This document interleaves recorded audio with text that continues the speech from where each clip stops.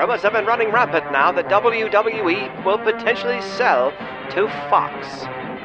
Could it be the dawning of a new era in sports entertainment? Could it be a new sports-based wrestling presentation? This week on Wrestling ReAnimated.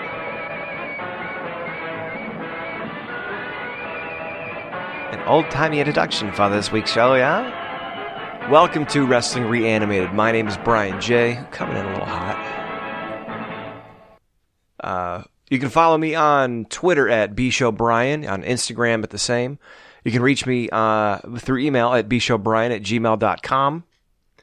And let's see, you can also reach us on Facebook. Join the conversation, facebook.com/Wrestling ReAnimated. The past couple weeks, I've tried to keep things retro, and they've been kind of warrior related. I wanted to bring it back every once in a while to modern times. And one of the things that I really honed in on this week is I was listening to my favorite podcast, Wrestling Soup. Wetting the whistle. Anthony Missionary Thomas and Joe Numbers, go follow those guys and check their show out. It's probably the best one out there. And they were talking about the rumors last week that were going around about WWE potentially selling to Fox or to Disney or someone like that. And it really got me thinking about something I've been, I guess, toying with mentally the past few months. And there we go. I should be a little bit more normal on my levels now. And I kind of hinted at it when we did the episode on weight classes and if that could fly. And I still would like to revisit that at some point. That's the beauty of doing this type of show, is it doesn't have to be we do one topic and that's it. We never hit it again. I think this particular show is unique in a sense that we can tackle a subject and then down the road tackle it again and hit it from another angle. So thank you for sticking with us and for tuning in. You can always find our podcast at bshowpodcast.com. That's, I think, the easiest place. And if you like horror, check out Horror Reanimated. So they were discussing a purchase by maybe Fox, and if wrestling would return to somewhat of a sports-based presentation. And to be honest, I know a lot of old school people would probably not like it. Like Jim Cornette would be like, oh my God, we sports-based or corporate wrestling. Oh my God, that's what killed WCW and NWA. Oh my God, motherfucker. And honestly, I don't think it could get any worse right now, unless, and I know they paid a lot of money for the rights, but unless they are completely in and sold on the WWE way of doing things right now, which I don't see how. With, even before COVID, the ratings were down. There's a lot going on, but the ratings were sliding and not doing so well outside of a few select cases, right? There was instances that there were some hopeful bright spots, but to be fair, it really has not been doing well. Even after they thought they were going to get this big bump because of the Fox audience being on network TV, but no, it hasn't happened. It hasn't happened. So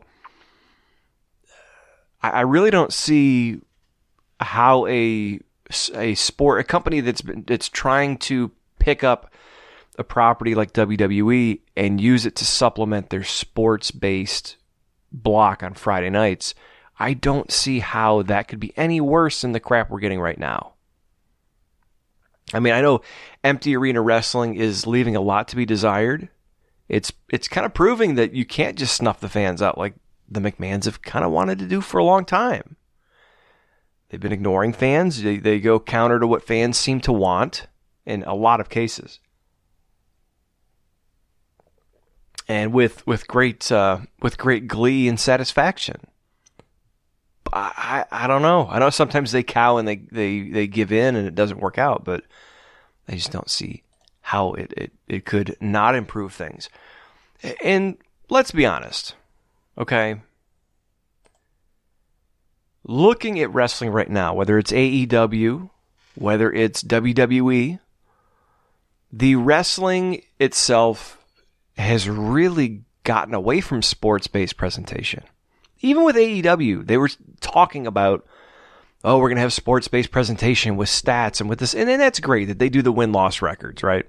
That's fine.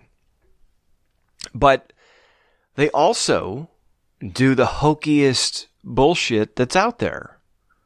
I was listening to Jim Cornette talk about and this is WWE, but I was listening to him talk about the WWE matches lately. And also, yeah, the AEW Matt Hardy and, who was it? Matt Hardy and Kenny Omega versus Chris Jericho and Sammy Guevara.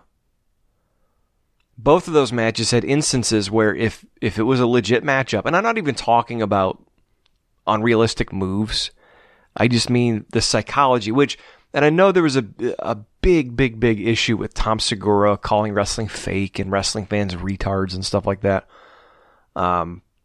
which I think people were dumb to give into because, I don't know.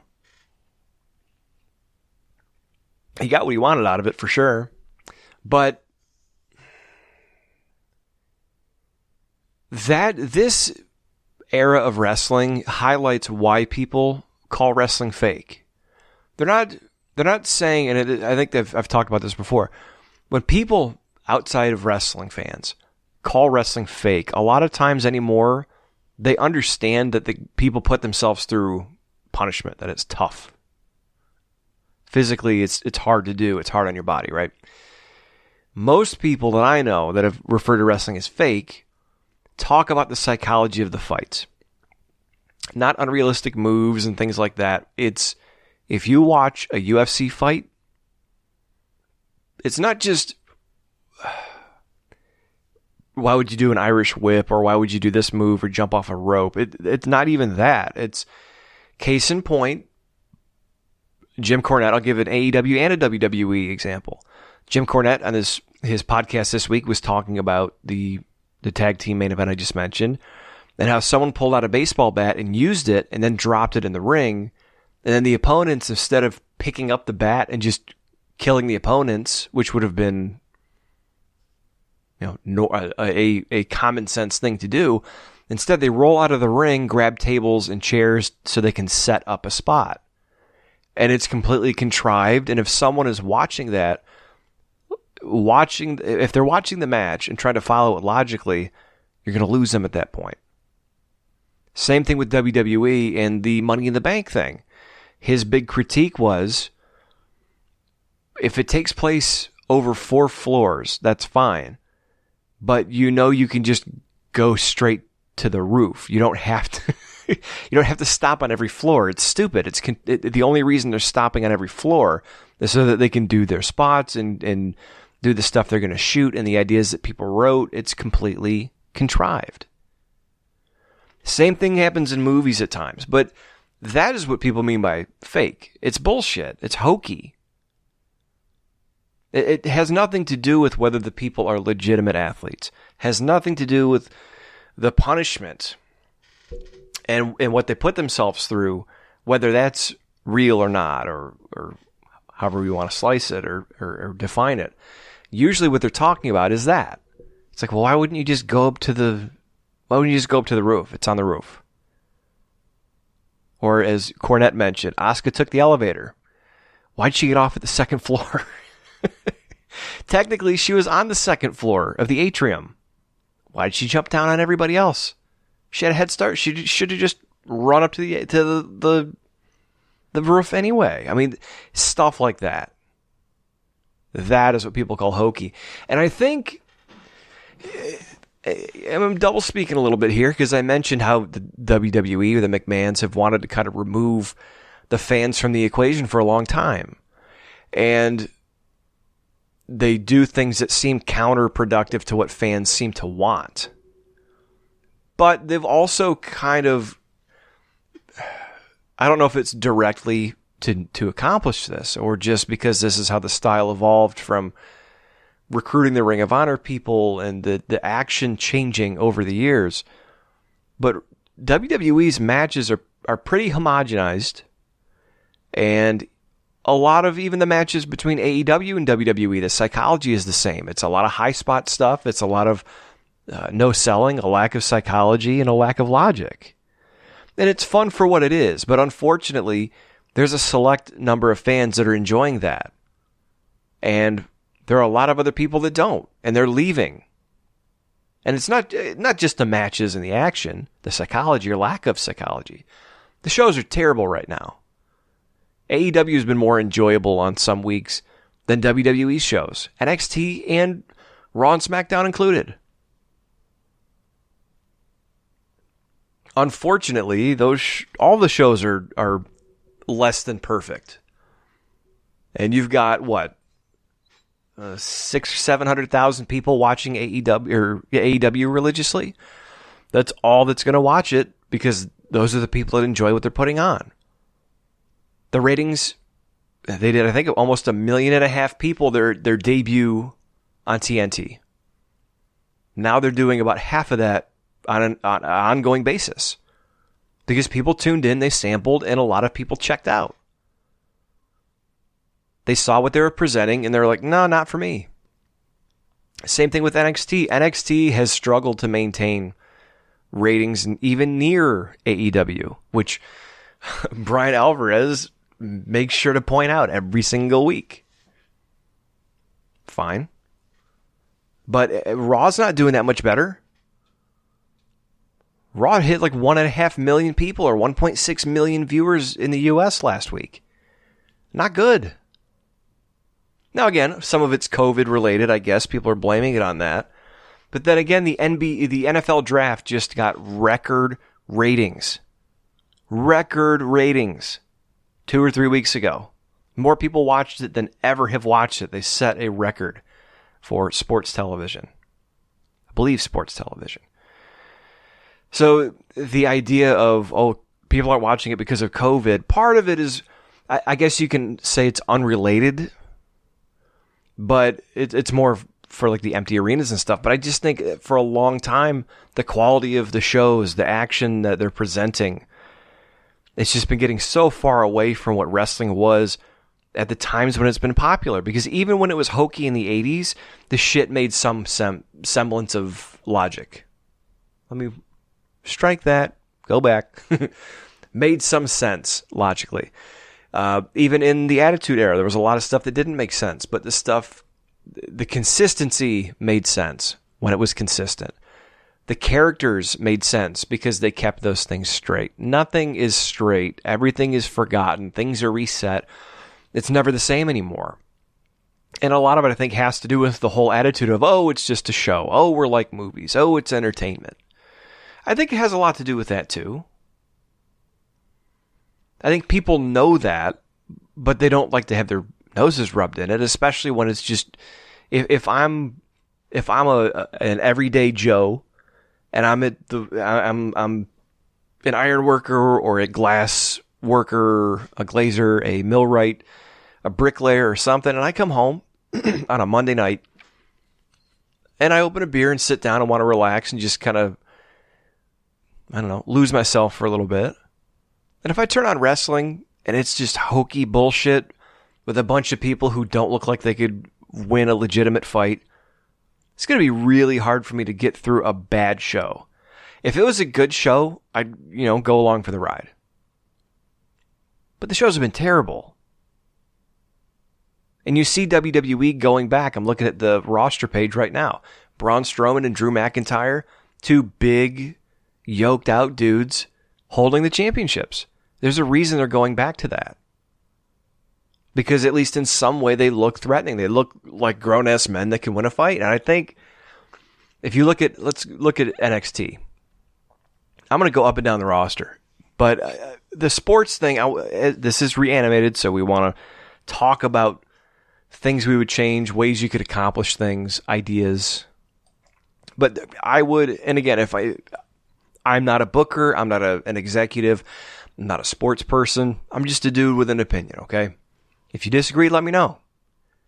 But what I would do, honestly, especially if they're purchased by Fox, especially if they want to go with a more sports-based direction, I think, unfortunately, wrestling needs to change.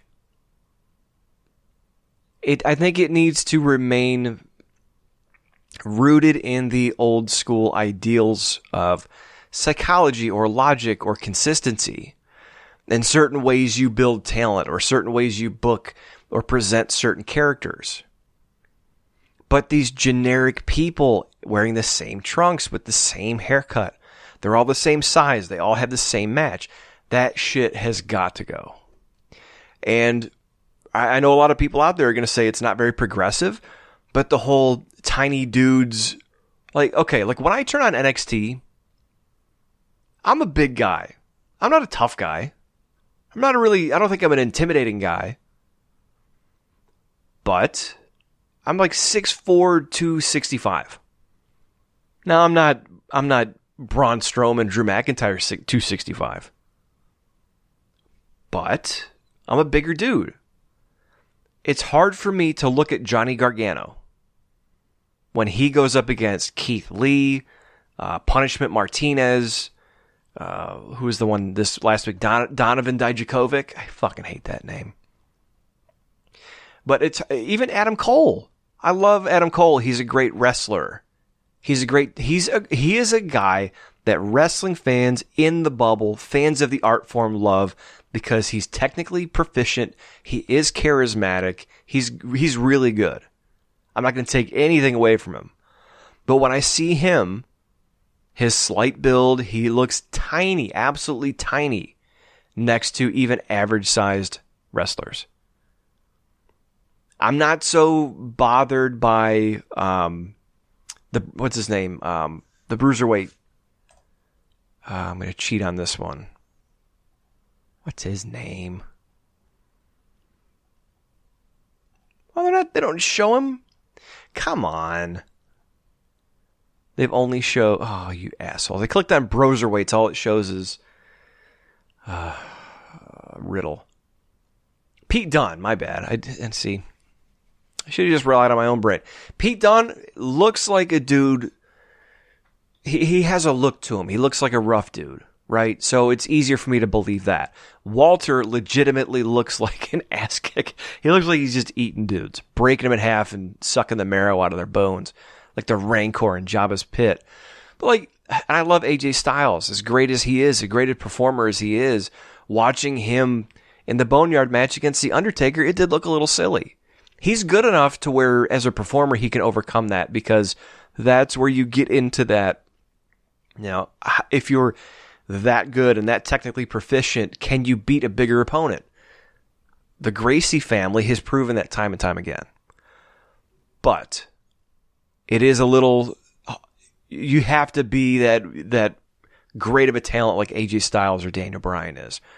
But look at half the roster. It's like, no, I would not be intimidated by many of these people, whether they could kick my ass or not, right?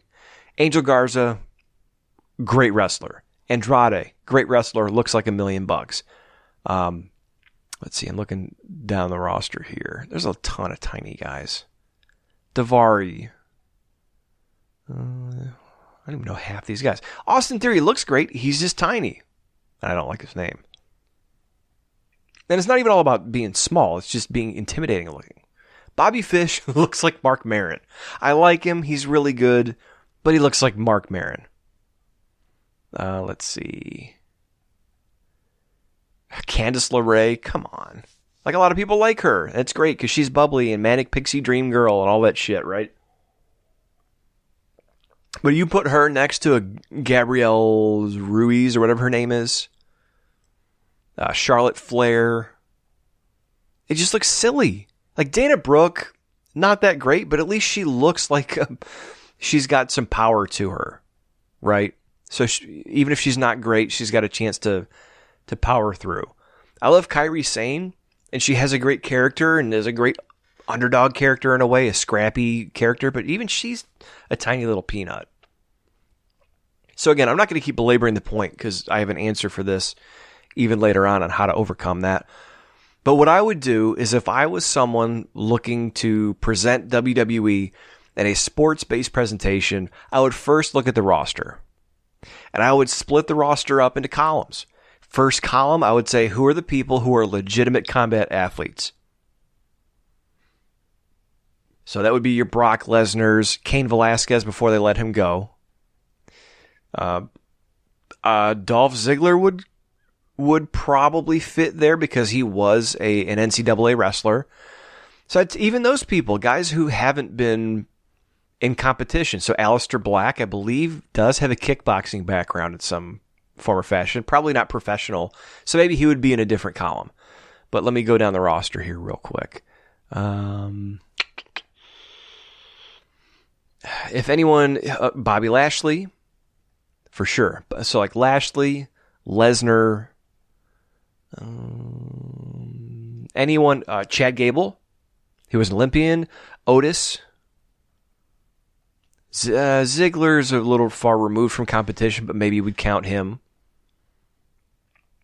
Trying to see real quick if there's anybody else that comes to mind. But I don't see him. I don't see very many. So first column would be legit combat athletes with cred. They have records, professional fighters, collegiate athletes. Next, I would probably do another column that is former professional athletes or former collegiate athletes, but not necessarily combat athletes. So like your Baron Corbin's, as much as I don't like the guy. Fucking douchebag. Sorry for my language for you kiddies listening. Here's a guy who's been given the moon, who's pretty much had his whole career subsidized. He is the wrestling version of someone who's living in their parents' pool house off of trust fund money. I mean, that's all it is. He's not drawing any fans in. He's not selling tickets. He's not, I mean, he's got his pocket of supporters, but he's not selling tickets. They're hemorrhaging viewers, especially when he was a focal point of the show. Every time he's on, people just groan and roll their eyes. He's terrible. The guy is terrible. And not King Corbin. I don't like his character. He's a mean guy. I mean, Baron Corbin is terrible. He's not good. He does not look, I don't know what their fascination with the guy is other than he's 6'8". And that he was a football player. The dude does not, I don't understand what the fascination is. I really don't. So until Daddy Vince gets sick of him and kicks him out of the wrestling pool house, he's going to have a job. But he's been subsidized by the corporation for, 5-6 years now. Right? He left the NFL. He was paid to train in WWE. Didn't pay his dues on the indies and stuff. And he's talked about that and why he doesn't care. Fine. Use it to be a heel. I don't give a shit, right? Do whatever you got to do. But the guy is not good. He is not good. And yet he was going after today people on Twitter who have 3, 4, 500 followers or less and posting pictures of them and making fun of their appearance. And I'm not a social justice guy, but making fun of people's appearances because they said his matches suck. Here's a guy who's flaunts money on Twitter, and he's this big star, and he's gotten so much more TV time than a lot of other people who are more deserving of it and more talented, and actually probably sell merch if they gave him that spot, and sell tickets and get real heat instead of just annoy people.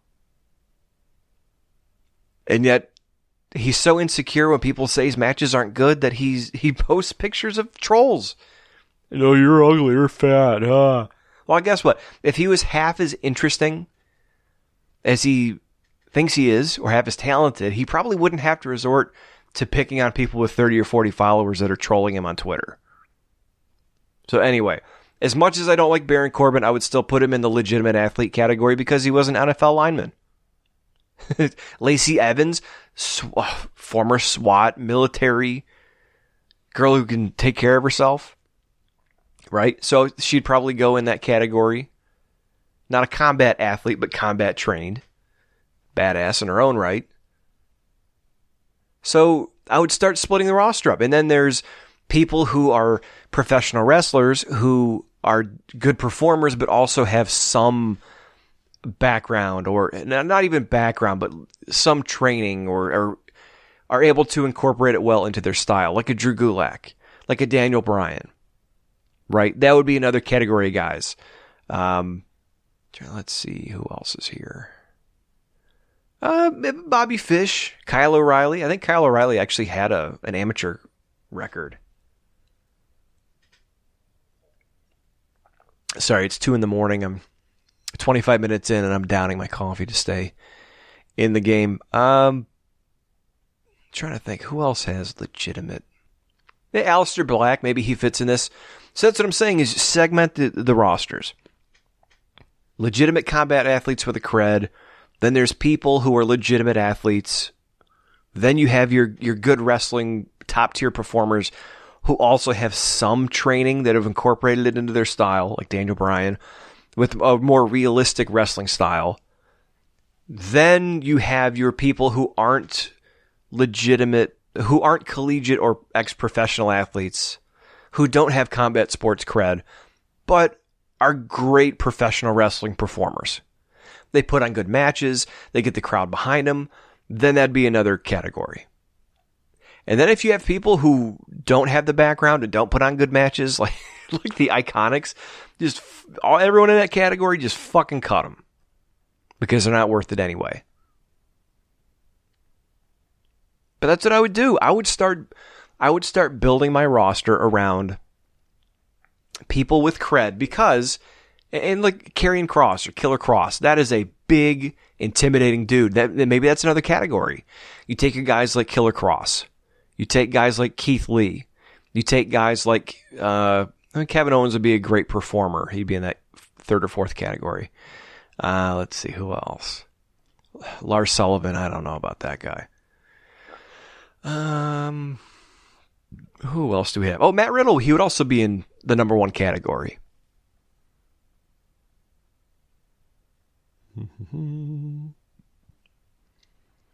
Yeah, I don't know. It's taking longer than I thought to go through the roster, but again, just segment it in that way, and then build from there. And obviously, if you have a Cain Velasquez on the roster, you're not going to necessarily put your title on him and make him the focal point of the show.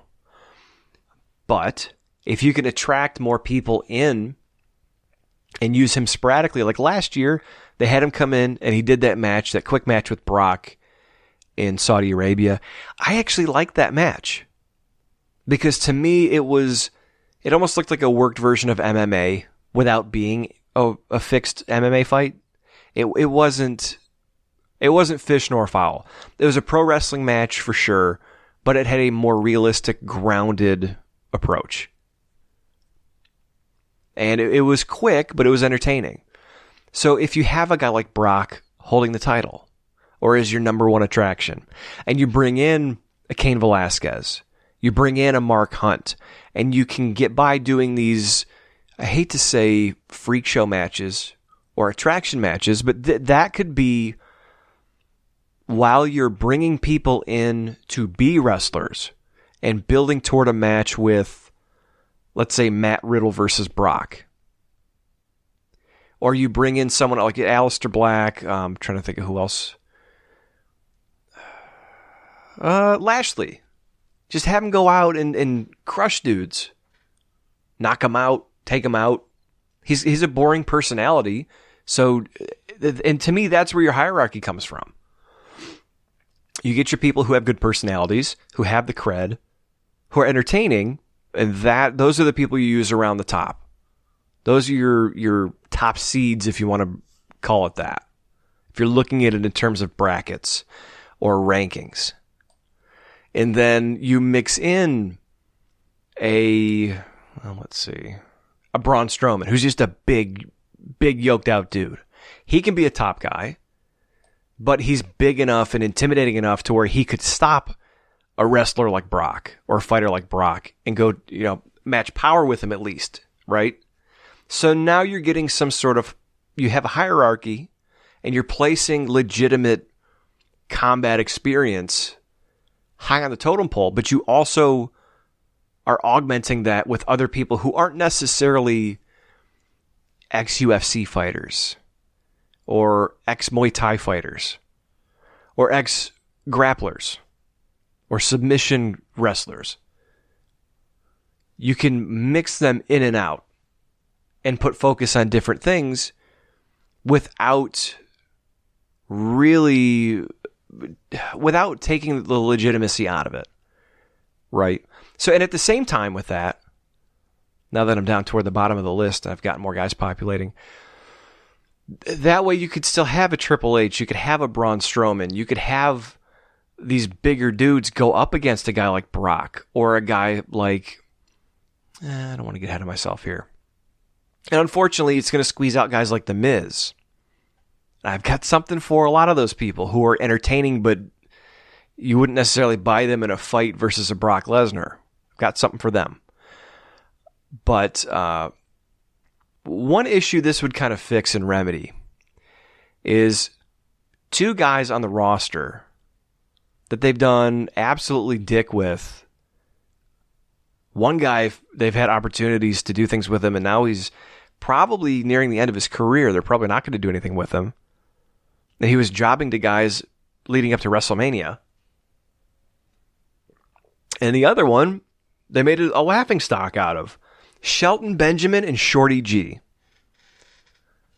If you're going with combat athletes, if you're going with Olympians, if you're going with professional fighters, Shelton Benjamin is probably one of the best natural athletes that WWE has ever had. Shorty G was Chad Gable, and I believe he was an Olympic wrestler. The dude could be the next Kurt Angle. Instead, he's Shorty G. So, those two guys would automatically be higher on the totem pole than they are. Let's see. Who else? But those guys in particular is what I was thinking of. But look at that roster. If you look at a roster built around legitimate athletes, Shelton Benjamin, Chad Gable, let's see. Ciampa looks like a tough dude, so I would still keep him. Otis. Let's see, who else? Because we don't want to split up the tag teams here.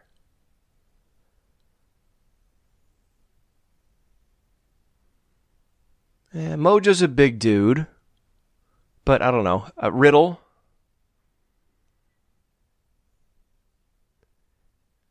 Corbin, although I don't really like him. Owens, who has that durability toughness like Mick Foley and can talk people into building. Killer Cross.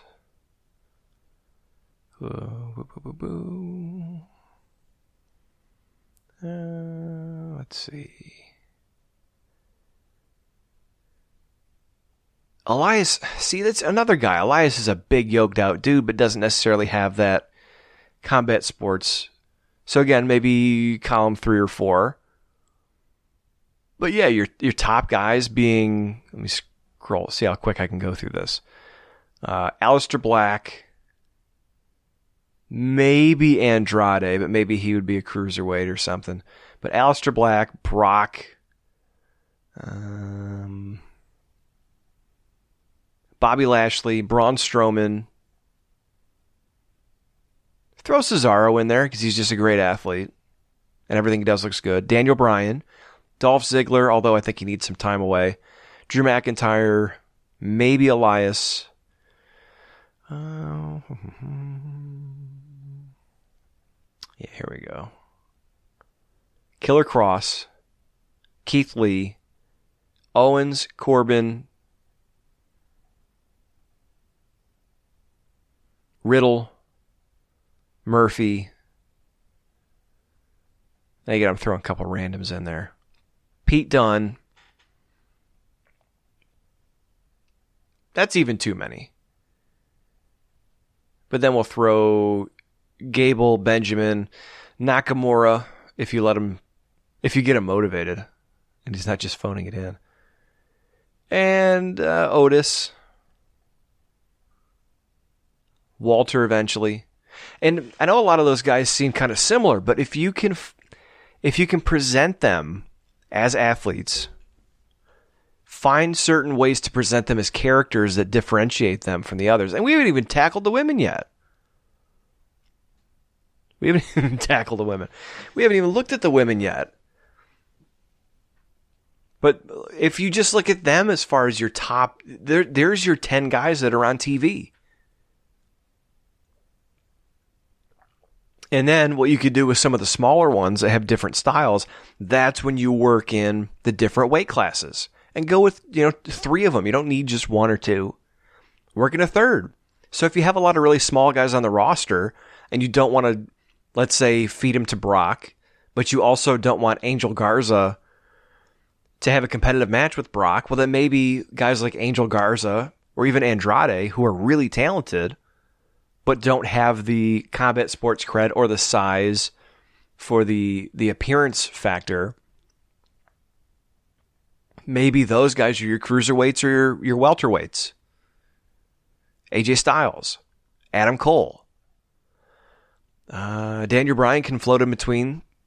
And that's the other thing, too, is guys can float in between if they're good enough and if they can move up the ladder.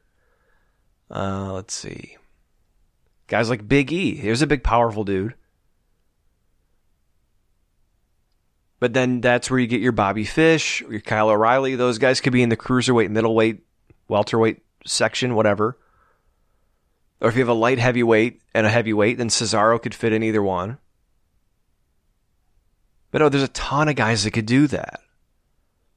But again, instead of just being, hi, I'm Danny Joe and I have blue trunks and a $15 haircut and maybe some tattoos of like my tramp stamp.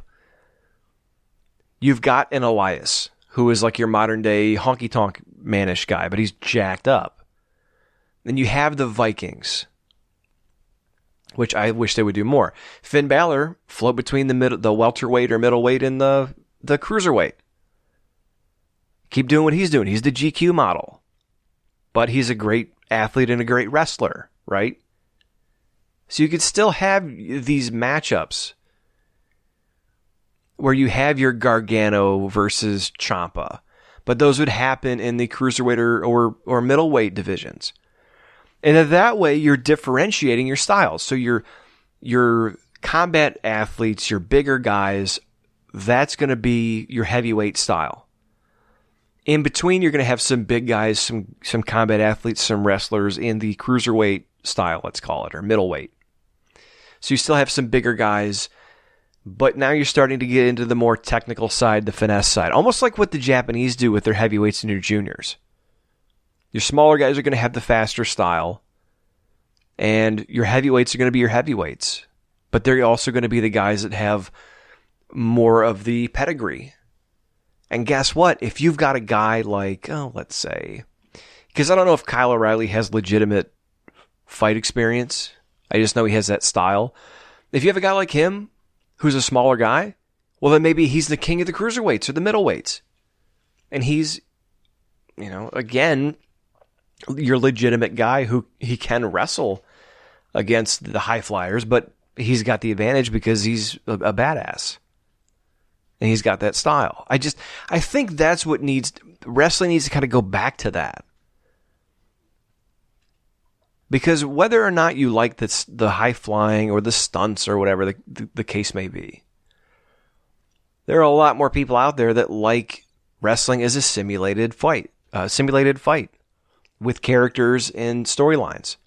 Seth Rollins, I'm sorry, he is not a very intimidating looking guy. When you look at other people in wrestling, he's not. If you look at Seth Rollins and Killer Kross, I would bet on Killer Kross any day of the week. Seth Rollins is an amazing performer, and he can get away with having those matches, but when they put him over Brock, it was borderline silly. It looked forced and contrived. Having any other woman on the roster go up against Shayna Baszler, if she's not a Charlotte Flair or someone like that, it looks borderline silly. She should be She-Brock. I mean, seriously. And then, of course, then you've got your Taminas and you've got your bigger, beefier chicks, or your more convincing performers. But like, seriously, I like Toni Storm, but she's still her, Dakota Kai, Tegan Nox, they all wrestle that same style that everyone does. And they don't have the credibility of a Shayna Baszler. They're not this super athlete like Charlotte Flair is.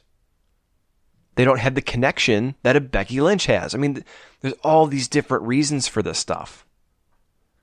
So, to me, that's kind of my whole template for this, I guess you could call it.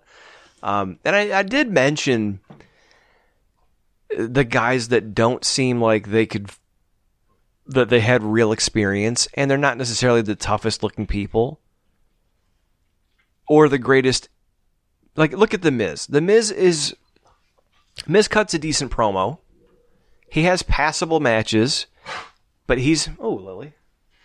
Lily's riding shotgun again this week.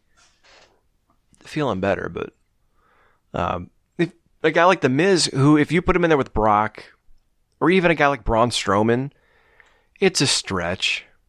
He can have decent matches. The Miz is weird. He's got a lot of charisma and a lot of personality.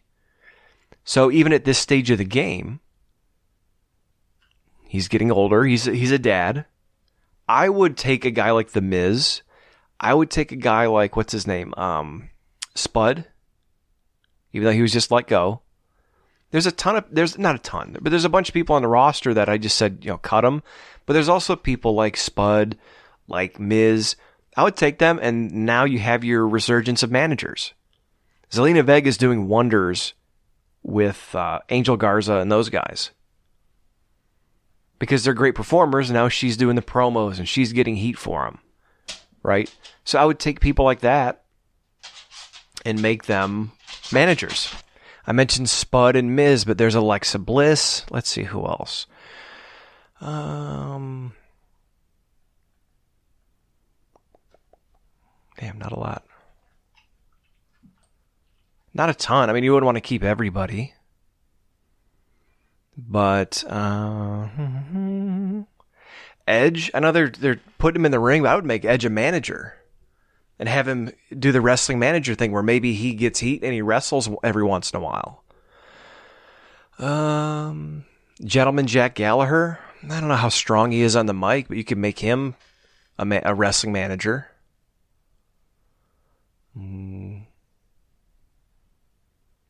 Yeah, I don't know. Not a whole lot are coming up on my radar here now. But, I mean, and then when you're ready to bring up your Walters, when you're ready to bring up your, let's see, I don't know. See, and Tyler Breeze. I would make Tyler Breeze a manager too. Dude can talk a little bit. Brian Kendrick, if you're still going to use him, you can make him a manager. He cuts decent enough promos. And then you could sell, and again, this is taking care of a lot of things naturally. I look at Shotzi Blackheart. She could be one of your kamikaze type wrestlers, like I don't want to say hardcore, but like if Austin was the Texas Rattlesnake and he was just going to get drunk and beat you up. And you had Bradshaw, who was like a big beer drinking Texan, barroom brawler, right? And you had The Rock, who was like the supreme athlete, but also the coolest dude in the room. Then you have Mick Foley, and on paper you look at a Mick Foley and you're like, he's kind of dumpy, doesn't have a great build, not really powerful, except he is a 300-pound guy, so he's got some power to him. Not a great striker, doesn't really wrestle. Don't want to say can't, that's a little bit too rough. But he was a kamikaze. He would kill himself to take you out. He was a weapons aficionado, and he used barbed wire. But even when he didn't, he would go up against The Undertaker and just use his body as a weapon. So Shotzi could be that type of character, and that's how you work them into facing a Shayna Baszler, because now that's If you got Shayna Baszler and she's now used to fighting other women who may have a background, who may not. Now you've got a Shotzi Blackheart who comes in and she's just a crazy bitch. And Shayna doesn't know how to handle that. It's a different type of challenge. Changes the game. Opens up the door to where, okay, so maybe if Shotzi has a certain type of matchup, it upsets Shayna Baszler. Now Shotzi's the women's champion. And that opens up the door for a Ruby Riott if they decide to push her. Because she just looks like a chick who isn't afraid to fight. A Rhea Ripley, who's a bigger character who doesn't necessarily have the combat sports cred. Or a Piper Niven, who's just a big girl who can hold her own in a fight. So who's going to be harder to manhandle, I guess you could say. A Mia Yim who's scrappy, and then Mercedes Martinez is just a tough-looking bitch. I mean, that's a grizzled veteran. So that's what I'm saying is WWE has a history of making things way too difficult. And again, I know it's a billion-dollar company, so it's going to be a lot more in-depth or difficult than someone like me is making it. I get that. It's not this simple. And you also still have to present certain personalities. People. So that's what I'm saying is your hierarchy should be, do they have like your prime ace, A number one, the Duke of New York. I am A number one. Your A number one should have some sort of credibility as far as fighting. Should be a great performer. Should be super charismatic. And a larger-than-life personality. They should have a character or a hook to them. And I think, I checked out MLW because, Tom Lawler's been their champion for a while. And I've heard good things. So I was originally thinking, okay, and then that opens the door for guys like Tom Lawler. Or start recruiting from sports and from MMA. So you're not going to be able to get him because he's going to want too much money. Let's look at, top MMA fighters. Current. Because I have not kept up. Last fight I watched was in like January or December. So John Jones, I don't think that's going to be possible. Khabib. Amanda Nunes. Could you imagine her coming to the WWE? Let's see. Demetrius Johnson. Let's see.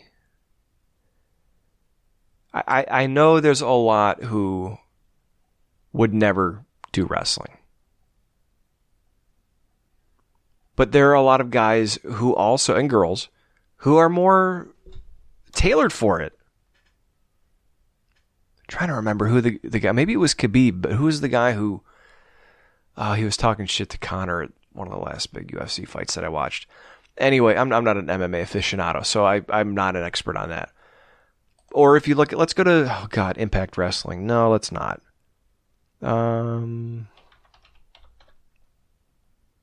Yeah, let's do it. Let's see who's there. I know it's kind of like the Misfits TNA. Oh, it's back to TNA now. All right, so the dude, let's see. This big stars. Yikes. Nice to see Cody Deaner getting some love.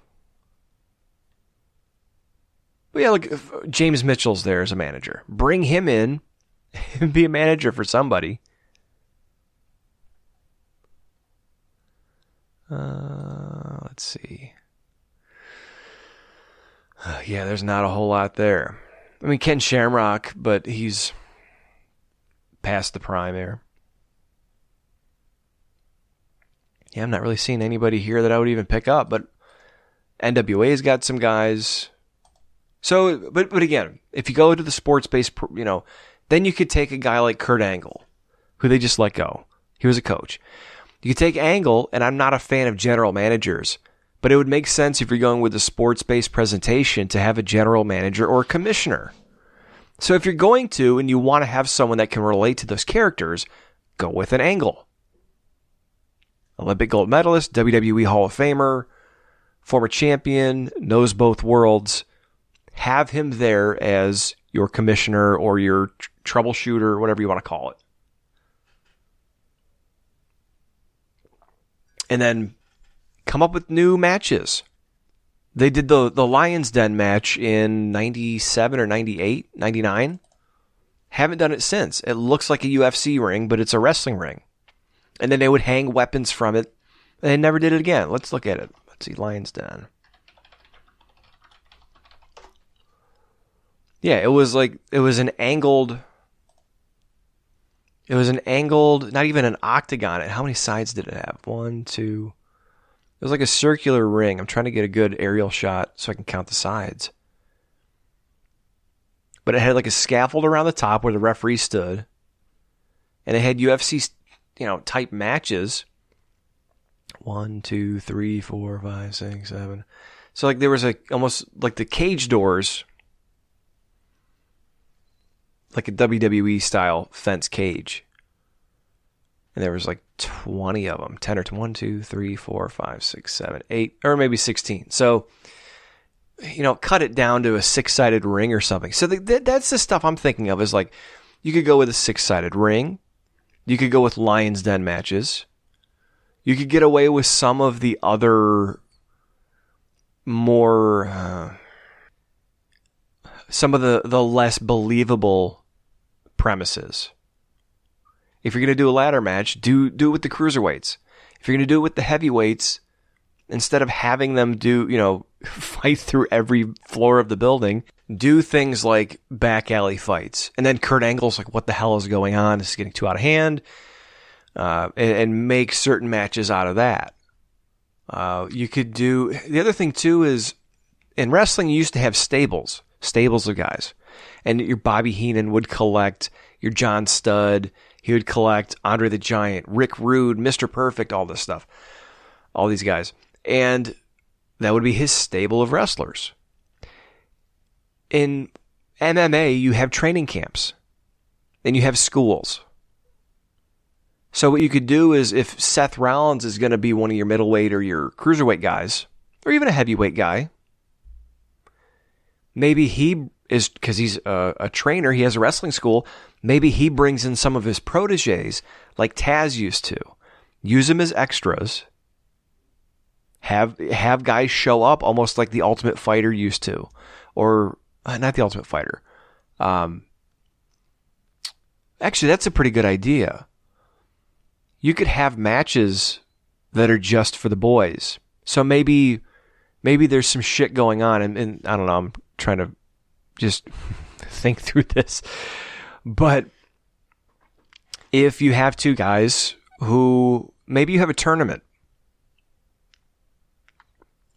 No, that wouldn't make sense. I was going to say if there's a tournament and they lose, but there's still a personal issue and there's not room on the pay-per-view, they could have a match just for the boys in the back in some sort of ring or cage or something like that. But no, that wouldn't make sense either. Wouldn't make sense. See, some of this stuff, we just think through it. We just pitch it. But back to my original point, I would like to see like training camps. If you're not going to go with, and I'm going to go to WWE.com and watch the Lions Den match while I do this. But to kind of stir the juices here.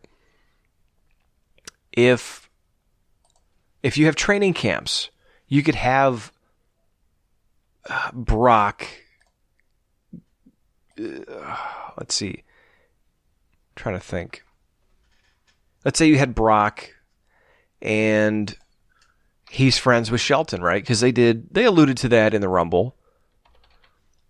Why would it not make sense for those guys to still train together?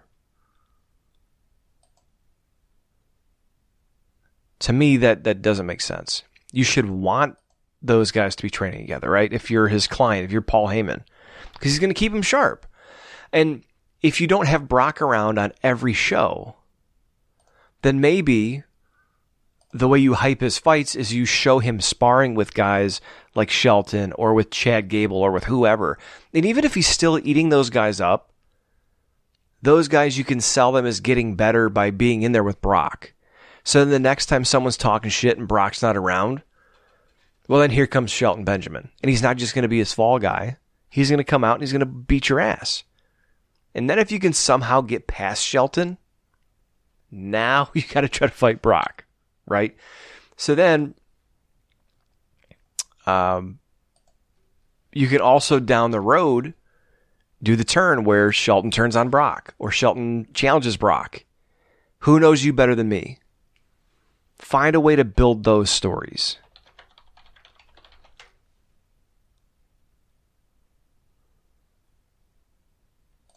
But I don't think they ever will.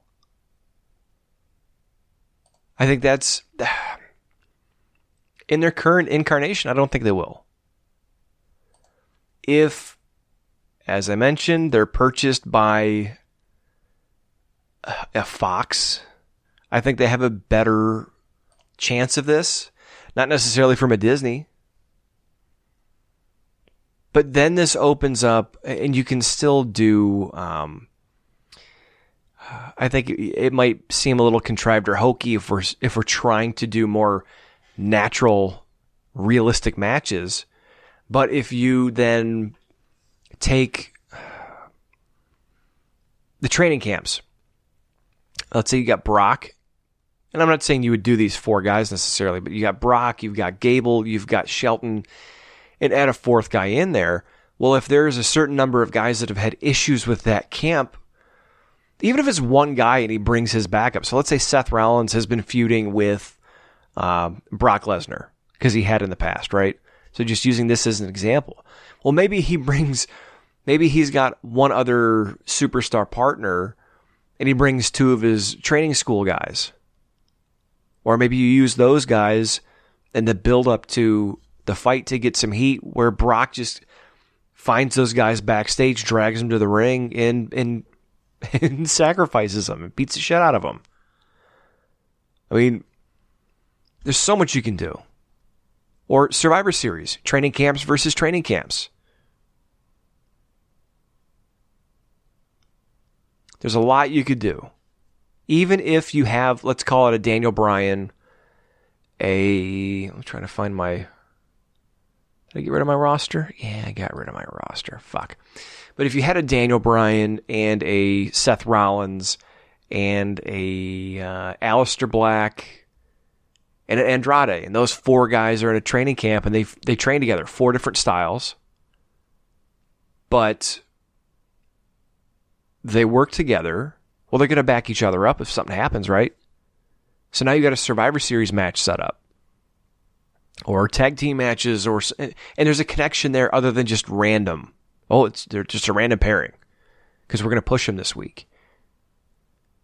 So again, this isn't perfect. I haven't thought everything out, but when I watch certain guys in the ring or I see certain people on social media, like I immediately think of Ravishing Rick Rude or Road Warrior Hawk. And I'm like, in this situation, would these guys give a fuck what any of us have to say? No. Absolutely not, because they don't give a shit. They don't give a shit what any of us think. They were men. That's why I liked the Silas Young gimmick for a while.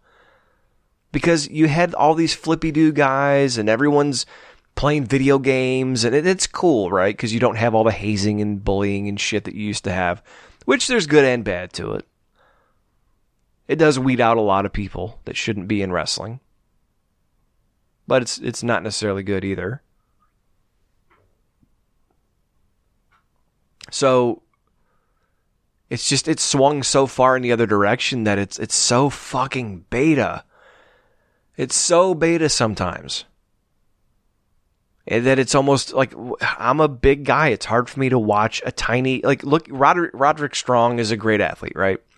It is hard for me to watch Keith Lee and Donovan Dijakovic, even though he's got a slender build for as big as he is. It is hard for me to watch guys like that have a competitive matchup. Or Drew McIntyre, dude. Drew McIntyre, to me, is a bore. They have great technical matches, him and Seth Rollins, I guess, at the pay-per-view this weekend. But to me, Drew is so big, and is the way he was booked against Brock, he should just be throttling dudes. He should not be having 20-minute TV matches.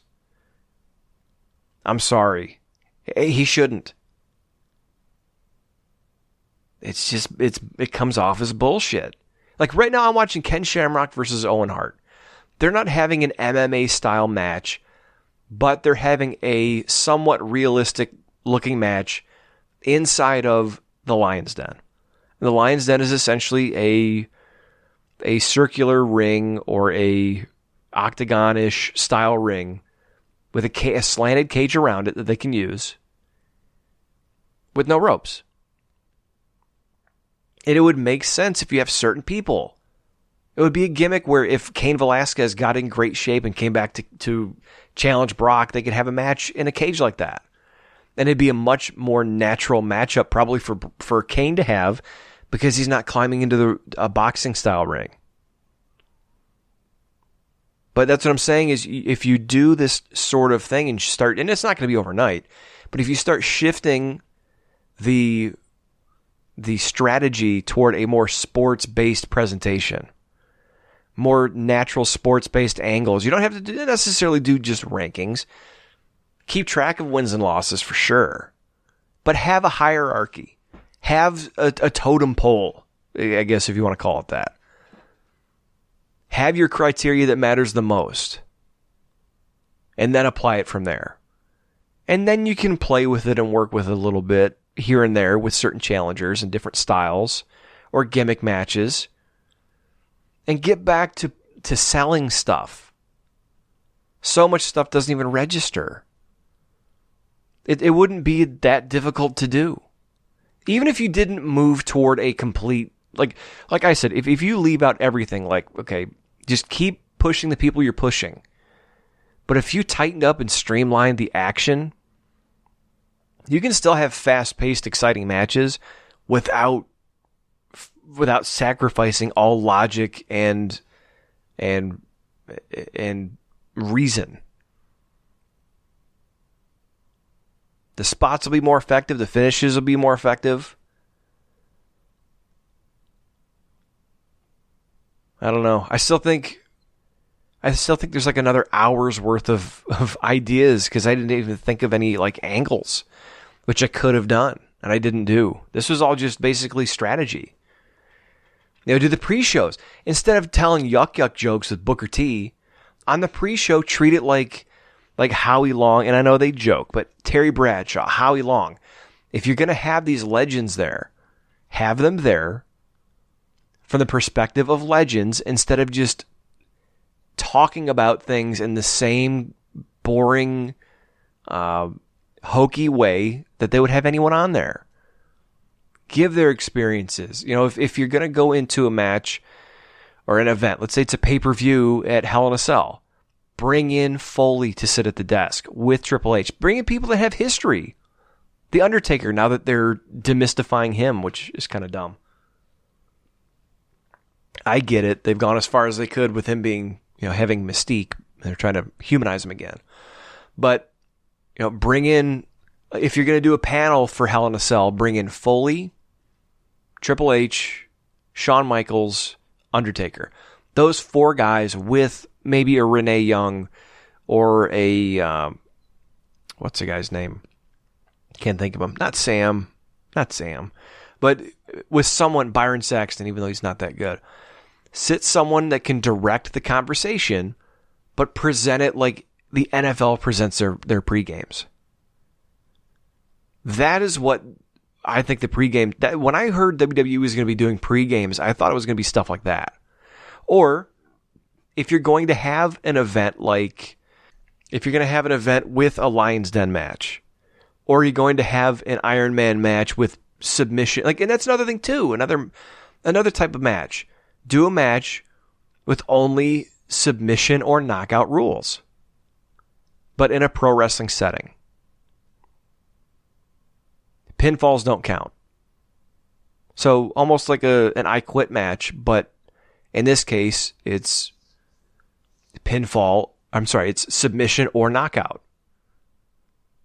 I used to do those on WWF No Mercy all the time. Pick a dude with a strike that, like a Ken Shamrock, or a big dude with like a haymaker clothesline. Get him in a certain position, knock him the fuck out. And if you're a heel, pick him back up and do it again.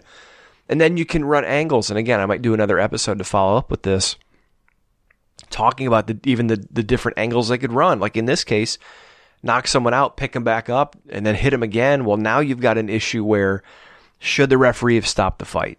Should this guy have been disqualified instead of winning? And then maybe you do an angle where the guy has some sort of long-lasting injury or concussion effects or something. You could do realistic angles like that. They're topical. They're natural. They're not forced. You know, what would happen if this really happened? Don't try to make it, look like worked MMA necessarily. Keep it pro wrestling. Scale back some of the hookiness. And then some of your follow-up is, what would happen if this happened? Because I think, honestly, the attitude of this is all horseshit, this is all entertainment, it's just for fun, it's given a lot of people a lot of room to not think of, okay, well, and I'm watching Owen Hart put Ken Shamrock in a sharpshooter, and Shamrock's climbing up the cage to try to get out of it, to try to break the hold. And it's like, well, what would happen if you held that hold on for that long? Or let's say he gets to the ropes and Owen cinches back and he hurt Shamrock's back because Shamrock wasn't defending against it because he was in the ropes. Then go forward with that. So now, even though you got a guy like Ken Shamrock, who's, legitimate at the time, baddest man on the planet, or in this case, Brock, maybe someone had a hold on him. Brock gets to the ropes, and instead of breaking, they cinch up and hurt Brock. How's that going to affect him if they go to a rematch? Even if Brock wins this match, his training, and this is where you talk about that, the training is different. Now he'll cut weight so he's leaner and lighter because he doesn't want to re-aggravate the knee. He's going to train to defend against the knee onslaught. So maybe the strategy of his opponent, he fakes he's going to attack the knee and he attacks something else. So, I mean, that right there, that encapsulates the different type of storylines that could naturally occur from this. It's not that difficult. Not that difficult. If you're going to have a submission match, bring in UFC fighters or grapplers and talk about the preparation for a match, the difference of a match, where it's just a wrestling match versus a boxing match, or how a striker usually would prepare for a grappler.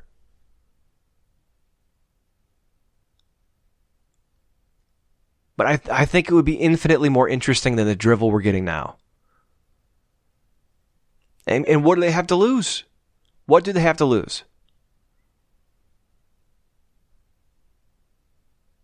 I think wrestling, especially WWE, has held on to its carny roots so hard that they both excuse some of the bullshit. Oh, because it's that carny wrestling. That's what pro wrestling is. Haha. But at the same time, they want to be taken seriously. And I think times have changed. Public perception is different for publicity stunts. I really think so.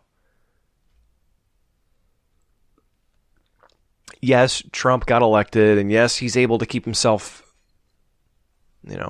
hot essentially as a commodity.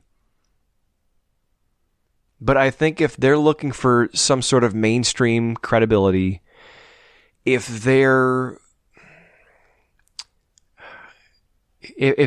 continually seeking to be accepted and taken seriously, they either have to make a decision. If you're going to do that, fine.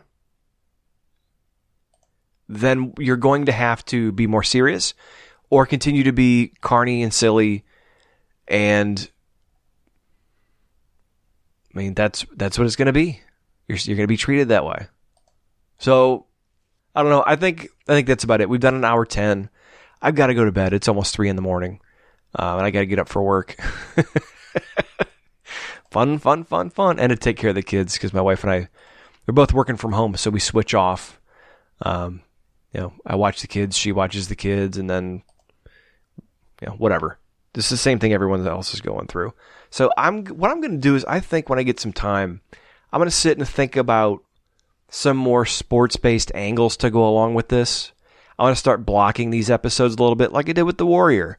Maybe do 2 or 3 on The Warrior, 2 or 3 on this subject, 2 or 3 on that, almost episodes. Because I do want to keep episodes to an hour or less, probably around 40, 45 minutes. That's my sweet spot. But I also don't want to cram things in or rush or cut short. So I am going to finish this up right now. Thank you for joining me again tonight and following me on this journey. It's new, but I've been getting some good feedback so far. So thank you. And if you have feedback, let me know. Email me at bshowbrian@gmail.com. You can follow us on Twitter and Instagram at bshowbrian. You can visit facebook.com/wrestlingreanimated, all one word. And all of our podcasts, the occasional B-Show podcast, Wrestling Reanimated, Horror Reanimated, you can find everything at bshowpodcast.com. I'm Brian J. I'll see you next week.